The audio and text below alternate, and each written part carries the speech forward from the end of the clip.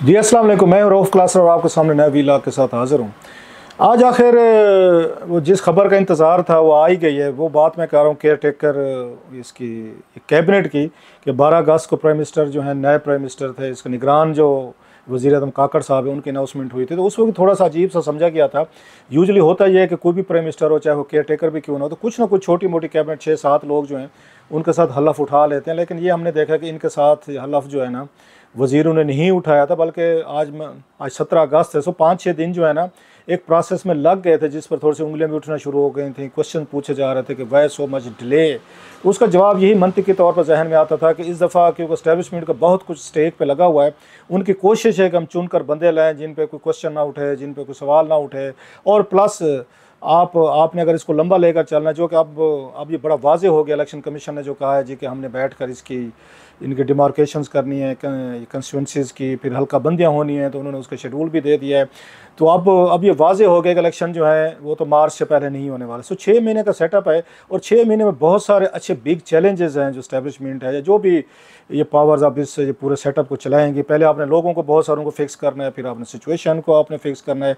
दोनों को मिला के 6 महीने आपके पास, आप इनको फिक्स कर सकेंगे। जो लोग कहते हैं 6 महीने के बाद भी ये चलेगा, फिर आपको एक्स्ट्रा कॉन्स्टिट्यूशनल काम करने पड़ेंगे। कॉन्स्टिट्यूशन में तो कोई गुंजाइश नहीं है। जो मैक्सिमम गुंजाइश निकाली जा सकती थी वो यही थी कि आप 6 महीने तक इसको ले जाएं। सो अब देखना ये है कि 6 महीने में जो कैबिनेट उन्होंने बनाई है उसमें इतनी कैपेसिटी है कि वो इन तमाम इश्यूज़ को जो है आके एड्रेस कर सके। लोगों की बड़ी तवक्कुआत होंगी, सारे लोग जो हैं देख रहे हैं। नाम इसमें बड़े इंटरेस्टिंग नाम है, आई मस्ट है, मिक्स है। अब आप अगर मुझसे पूछें, बहुत सारे लोगों को मैं जानता भी हूँ, कुछ को ज़ाती तौर पर जानता हूँ, कुछ का काम देखा हुआ है, कुछ पे स्कैंडल फाइल किए हुए हैं, कुछ पे स्टोरीज फाइल की हुई हैं। सो मिक्स है। मैंने इन पे ये तमाम नामों पे जब मैंने इसको देखा है तो मुझे इसमें 3 चीज़ें इसमें वाज़ेह नज़र आ रही हैं। एक तो ये है कि इसमें नवाज़ शरीफ साहब ने अपना शेयर लिया है, अपने उन्होंने लॉयलिस्ट जो हैं उन्होंने डाले हैं। मैं बताता हूँ उसमें कौन कौन से आते हैं। शहबाज शरीफ साहब हैं, उन्होंने अपना शेयर लिया है, उन्होंने अपने लॉयलिस्ट डाले हैं।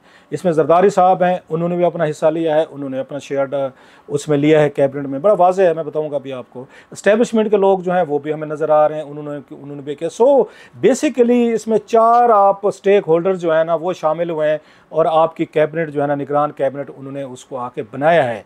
अगरचे इसमें ज़्यादातर आपको यही लगेगा टेक्नोक्रेट्स की डोमिनेशन है। एक तो बड़ी कैबिनेट है, मस है कि उस 16 के करीब तो मिनिस्टर्स हैं और 3 अब तक जो हैं वो उनके एडवाइज़र या मुशीर कह लें, स्पेशल असिस्टेंट कोई नहीं है। लेकिन लगता यह है कि आने वाले दिनों में अगर ज़रूरत पड़ेगी तो आप उनको आगे पीछे करते रहेंगे। सो ये अभी तक 20 के करीब की एक आपने ये कैबिनेट बनाई। हालांकि ये इस्लामाबाद जो है, मैं पहले भी कहता रहता हूँ कि 24 किलोमीटर का शहर है, इसके सारे आपकी पावर्स जो हैं वो वैसे सूबों के पास है, निगरान हुकूमत है।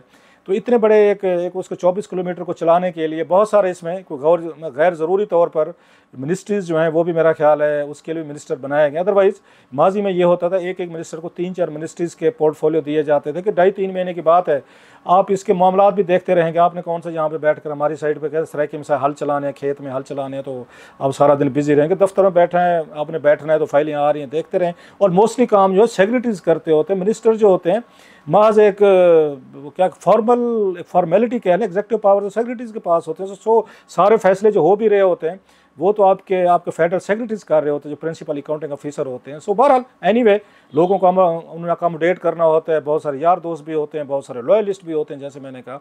इसमें 2-3 चीज़ें बड़ी इसमें वो हैं, इसमें इंटरेस्टिंग है मस से। जैसे सरफराज ये बुख्ती साहब के, अगरचे मुझे इसलिए उस पर हैरत नहीं होनी चाहिए कि आई वॉज द वन, अच्छा नहीं लगता। आप जो है ना ज़रा मेरा 12 अगस्त वाला वीलॉग देखें, जिस दिन ये काकड़ साहब जो है प्राइम मिनिस्टर का अनाउंसमेंट हुई थी, तो मैंने उस दिन भी कहा था मैं कि और ये खबर नहीं दी थी, मैंने असेसमेंट दी थी जलील अब्बास जिलानी साहब के बारे में और इन सरफराज बुख्ती साहब के बारे में कि इनको ज़ाय नहीं किया जाएगा, इनको कहीं ना कहीं पे एडजस्ट किया जाएगा। और उस जलील अब्बास जिलानी साहब से बेहतर कोई ऑप्शन चॉइस नहीं हो सकता था कि अगर वो प्राइम मिनिस्टर के बहुत बड़े मतलब कैंडिडेट थे, बल्कि उनको तो उनका नाम फाइनल हो गया था, प्रोटोकॉल वगैरह भी दे दिया गया था, सिक्योरिटी भी भेज दी गई थी। लेकिन अचानक वो काकड़ साहब दरमियान में आए हैं तो उसके बाद उनका नाम पीछे गया। सो उन्होंने मेरा ख्याल बड़ा वाइज फैसला किया है कि उनको जलील अब्बास जिलानी साहब को आपने उनको फॉरेन मिनिस्टर बना दिया। और ये भी कोई कम अहम ये पोजीशन नहीं है। प्राइम मिनिस्टर के बाद जैसे पहले भी कहते रहते 3 बड़ी आपकी पोजीशन होती है, फॉरेन मिनिस्टर होता है, आपका फाइनेंस मिनिस्टर होता है और साथ में आपका इंटीरियर मिनिस्टर चले कह लें। 3 चीज़ें जो बड़ी अहम है। अब इसमें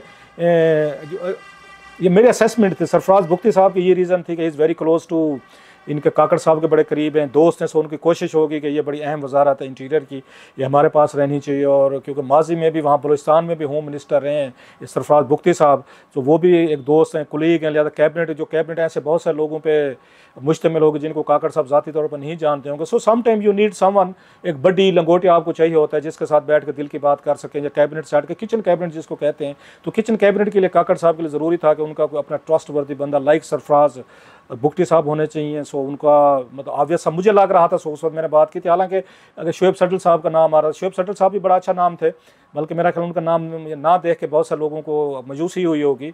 is a no nonsense time man, और बड़े अपने प्रोफेशनल अंदाज में चीज़ों को देखते हैं, सख्त गिर मशहूर हैं, और जहाँ जहाँ भी गए उन्होंने डिलीवर किया। लगता है ये है कि उनको शायद मुमकिन है कि उनको किसी और ओहदे की ऑफ़र की गई हो, लेकिन वो इंटीरियर मिनिस्ट्री से शायद वो काम पे राज़ी नहीं हो। मेरा ख्याल ठीक फैसला है उनका कि अगर आपके पास वो काम नहीं है जो आप करना चाहते हैं, जानते हैं, तो फिर महज वजारत का टैग लेके आपको मतलब रहने की कोई ज़रूरत नहीं। सो मेरा ख्याल है उनका ठीक फैसला था। अगर उनको वजारत दाखिला नहीं मिल रही थी, फिर किसी और वजारत में जाकर अपने आप को, अपनी रेपुटेशन, अपनी प्रेस्टीज को उस पर कंप्रोमाइज़ करना, या काल को अगर निगरान हुकूमत का कोई आके मलबा गिरता है तो उस मलबे में उन्हें शामिल नहीं होना चाहिए। तो ये हो गया। जैसे सरफराज बुख्ती साहब क्योंकि एस्टैब्लिशमेंट के बड़े करीब हैं और उसमें डट के हमेशा बलूचिस्तान में उन्होंने खड़े होकर पाकिस्तान की बात की, सेपरेटिस्ट फोर्स के खिलाफ स्टेटमेंट देते रहे, खड़े रहे हैं, और सूबा चलाया हुआ है। सो उनके लिए एक बहुत बड़ा बिग चैलेंज होगा। मैं कहूँगा कि यहाँ पे एक सूबाई वज़ीर दाखिला होना और इस्लामाबाद का वज़ीर दाखिला आकर होना, ये बड़ा इसमें फ़र्क है कि आपने ISI भी इसमें है, इसमें इंटेलिजेंस ब्यूरो भी है, स्पेशल फोर्सेस भी हैं,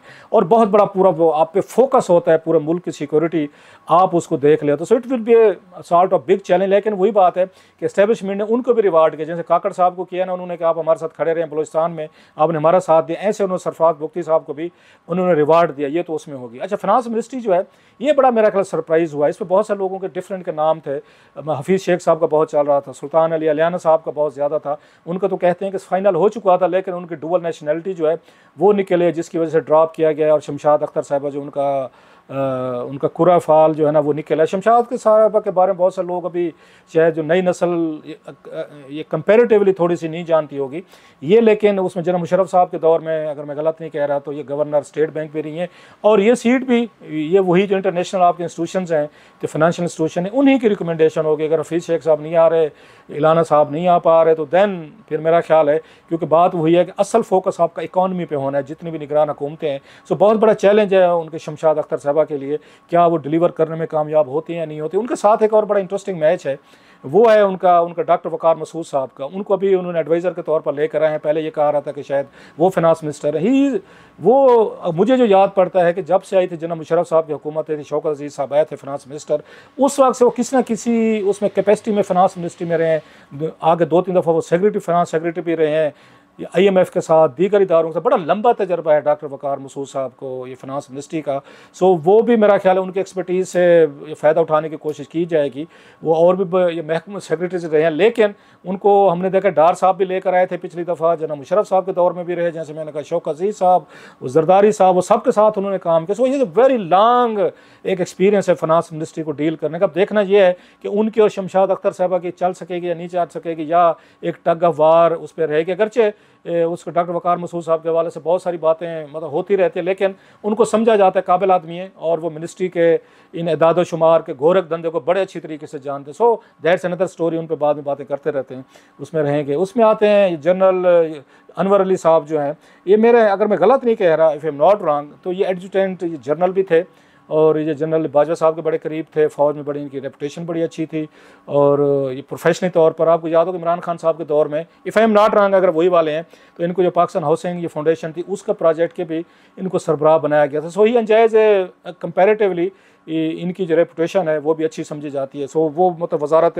उनको दिफा के हवाले से। फिर इसमें जो कुछ नाम हैं, अच्छे नाम भी हैं, जैसे मैं कहूँगा ठीक है, वो उनके शरीफों के करीब समझे जाते हैं। उमर सैफ काबिल आदमी हैं, उन्होंने वहाँ पे जो पंजाब का IT बोर्ड था उसको बड़े अच्छे तरीके से चलाया, बड़ी अच्छी उनकी, अगरचे उन पर बहुत सारी PTA के लोग तनकीद भी करते रहे, वो ट्रेंड भी चलाते रहे और उनको बड़ा फ्रस्ट्रेट करने की कोशिश करते रहे, लेकिन वो पढ़े लिखे बहर के क्वालिफाइड हैं। और पहली दफ़ा मैं कहता हूँ कि बड़े अरसे बाद एक क्वालिफाइड और सही बंदा जो है, क्योंकि इस मुल्क को IT का जो फ्यूचर है नौजवानों के लिए, वो कभी भी हमने देखा कि माजी में IT की मिनिस्ट्री को ऐसे डील किया गया जैसे बिल्कुल बेकार और ना होने के बराबर हो, और ऐसी महज पोलिटिकल बुनियादों पर लोगों को दी कि हैरानी होती थी। सो कम अज़ कम अब मैं कहता हूँ प्रोफेशनल एक पढ़े लिखे समझदार बंदे को जिसका काम है उनको लाया गया। लिहाजा Umar Saif is a good choice, मस्त से अच्छा चॉइस है।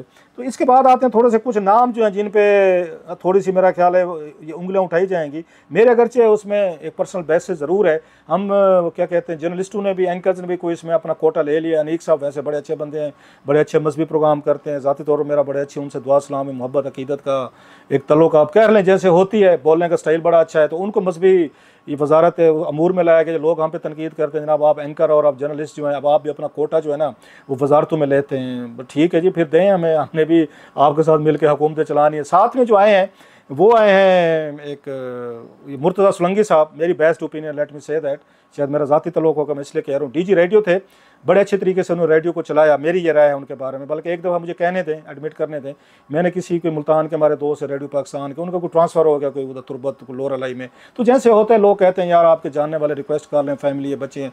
तो मैंने उनको सोलंकी साहब को फ़ोन किया, बस दुआ सलाम थी उनसे, एक अच्छी दुआ सलाम थी। तो मैं कहा सर जी इन बच्चे हैं, मेहरबानी फरमाएं। उन्होंने, हालांकि अच्छा ताल्लुक़ था उनके साथ, उन्होंने मुझे बड़ी एक ना खूबसूरत बात की, उनका लाला मैंने कभी आपको अपने कामों में मैं कभी फ़ोन किया है कि आप जो जर्नलिज्म कर रहे हैं, रिपोर्टिंग कर रहे हैं, ये काम करें ना करें? तो मैं कहा नहीं। तो कहते सर मेहरबानी फरमाएं फिर मुझे अपना काम करने दें। सो उन्होंने काम नहीं किया था।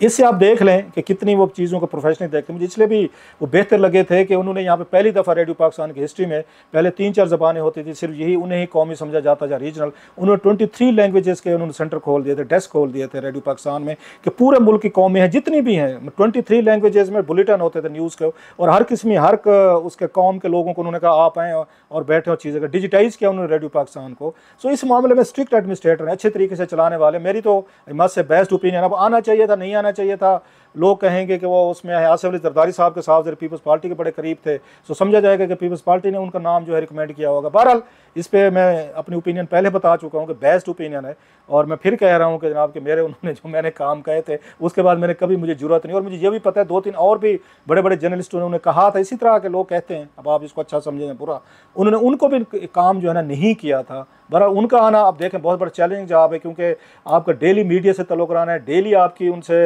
बातें होनी है, निगरान हुकूमत है, इलेक्शन आगे जाने हैं। सो बड़ा मुश्किल टास्क है उन सोलंकी साहब के, रेडियो पाकिस्तान को चलाना, एक डीजी बनना, और उसके मुकाबले में आगे वजारत इतलात को चलाना, दोनों बड़े इनमें। और स्पेशली अगर कोई जर्नलिस्ट आ जाए वजारत इतला पे, जिसका जर्नलिस्ट बैकग्राउंड हो, तो उसके लिए मज़ीद मुश्किलात हो जाती है, क्योंकि मीडिया बड़ा हॉस्टाइल हो जाता है कि जनाब ये देखें हमारे रैंक से गए और इन्होंने जाके वजारत ले लिया। सो ये बड़ी मुश्किल उनके लिए ये राइडिंग होती है। देखें कि मुर्तज़ा सोलंकी साहब जो हैं वो किस तरीके से इसको चलाते हैं या इसको नहीं चलाते। इसके बाद आते हैं जो नाम मैं देख रहा हूँ इसमें, एक ये गौहर इजाज़ साहब हैं, एक्सपोर्टर हैं, इमरान खान साहब के बड़े करीब थे ये, और वो ये खैर बिजनेसमैन हर एक के करीब हो जाते होते हैं, आपको पता है। उन्होंने बहुत सारी अपनी चीज़ें जो है ना उन्हें ठीक रखनी होती हैं, और ये अच्छा खासा कि एप्टमा के चेयरमैन थे। और फिर इन्होंने जो मुझे इनसे वो शिकायत है, तकलीफ़ है, वो भी बता देता हूँ कि आप एक्सपोर्टर हैं, हमें पाकिस्तान को डॉलर चाहिए, आप एक्सपोर्ट बढ़ाएं। उन्होंने कहा नहीं एक्सपोर्ट वगैरह तो चलती रहेगी। उन्होंने हाउसिंग सोसाइटी खोल ली लाहौर में, तो अब उन्होंने कहा प्लाट बेचते हैं, प्लाट से ज़्यादा पैसे आएंगे हमारे पास। सो जो एक्सपोर्ट उन्हें बढ़ानी चाहिए थी उस पर फोकस करना चाहिए था, उसकी बजाय वो हाउसिंग सोसाइटी खोल कर बैठ गए, क्योंकि खान साहब के दौर में हाउसिंग सोसाइटीज़ को बड़े फ़ायदे दिए गए थे। और LDA में उनको अपना एक रिश्तेदार जो था उनको चेयरमैन बोर्ड का लगवा के बहुत सारी चीज़ें जो थी उन्होंने बाई लाज में चेंजेस करवा के उन्होंने रेगुलाइज करवाई थी। मुझे लेकिन ये शिकायत है कि एक्सपोर्टर को इजाज़त नहीं होनी चाहिए कि वो लोकली तौर पर बैठ के अपने एक्सपोर्ट छोड़ के डॉलर चाहिए तो हमने प्लाट बेचने शुरू कर दें कि फाइलों में पैसा ज़्यादा कमाल है जनाब कि डॉलर चाहिए थे आपने उस पर बैठ गए। सो मुझे कोई ये ज़ाती शिकायत है, बाकी अच्छे बंदे होंगे, काबिल आदमी होंगे, मैं किसी को उसमें नहीं जा रहा, वो हो गया सर। इसके बाद आते हैं ये हो गया मदद अली, ये सिंधी हैं सर, तो ये वफाकी वज़ीर तलीम बनाए कि मैं कुछ ज़्यादा इनको नहीं जानता, so I am not going to make any comment on him. Shahid Ashraf Tarar साहब सर, ये बड़ा इंटरेस्टिंग कैरेक्टर है।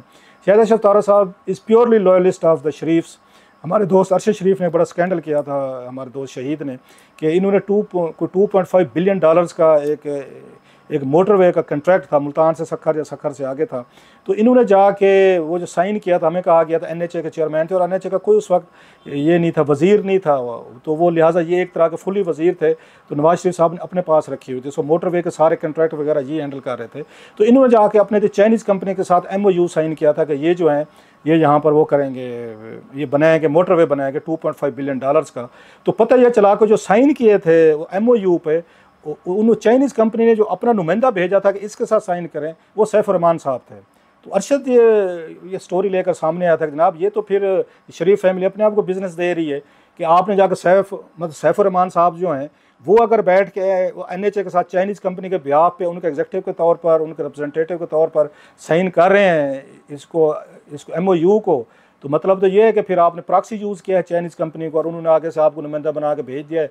सो वो बहुत बड़ा स्कैंडल था अपने दौर का। शायद तारा साहब नाराज़ भी बड़े हुए थे और उसके बाद फवाद साहब जो हैं उन्हें नवाज शरीफ साहब ने भेजा था काश भाई साहब के शो में जाएँ, वजाहतें करें और पूरा अपने आप को सच्चा साबित करके हैं। सो शायद तारा साहब प्योरली उनके लॉयलिस्ट हैं। आपको पता है वो मतलब वो तो फैमिली जो है वो तो रिश्तेदारी में है सैफुर रहमान साहब के साथ। अब ज़रा हमारी चालाकियाँ देखें कि हमने बिज़नेस देना था शरीफ फैमिली का, आपको पता है उसके वो $2.5 अरब का कंट्रैक्ट खुद को दे रही थी, पूरी फैमिली खुद को दे रही थी जो अरशद स्कैंडल लेके आया था। सो शाहिद तारड़ साहब प्योरली मतलब लॉयलिस्ट के तौर पर उनके फैमिली के हैं। मैं उनकी कबलियत पे शक नहीं कर रहा, मैं उनकी या उस पर सवालात नहीं उठा रहा, मैं सिंपली ये कह रहा हूँ कि इनका पीछे पीछे बैकग्राउंड जो है ना वो उसके बाद इनका क्या रहा है।